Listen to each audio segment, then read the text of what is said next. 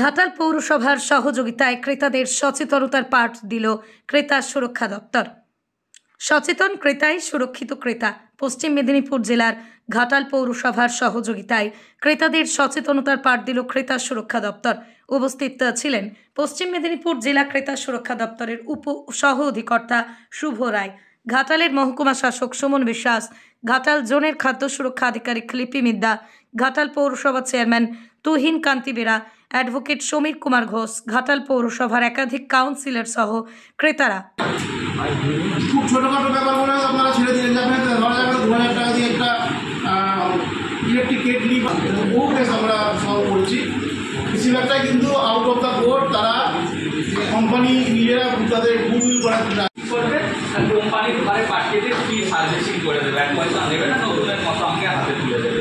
এইগুলো প্রতিকার লাগবে, মানে সুনির্দিষ্টভাবে দিতে হচ্ছে। বাড়িতে এনে প্যাকেট খুলে দেখতে হবে এবারে যে জিনিসটা আমার হাতে ভালো পড়েছে না পচা পড়েছে না কি পড়েছে। এখন যদি দেখা যায় আমাদের আধিকারিকদের নয়, যারা জনপ্রতিনিধি এবং যারা সরকারি কর্মচারী সকলের উচিত একসঙ্গে এটা প্রতিরোধ করা।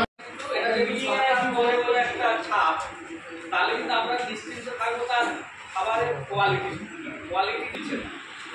ভারত সরকারের যে সংস্থা food safety and standards authority of India, অর্থাৎ যেটা সংক্ষেপে FSSAI, ওই সংস্থা এই প্রোডাক্টটার উপরে তারা পরীক্ষা করে তারপরেই এই ছাপটা বা লাইসেন্সটা দেওয়া যায়। কাজে এটা আমরা দেখতে পাই। আর হচ্ছে কি না, ওই যেগুলো কিনবো একটা এই তারপরে আমরা বিল্ডিং তৈরির যত মেটেরিয়ালস রয়েছে, সিমেন্টের করে লোহা রড এইসব জিনিসের উপরে কিন্তু ISI চিহ্ন দেওয়ার ব্যবস্থা রয়েছে, সেটাও সরকার প্রদত্ত একটা সম্পর্কে অনেকটাই থাকতে পারে।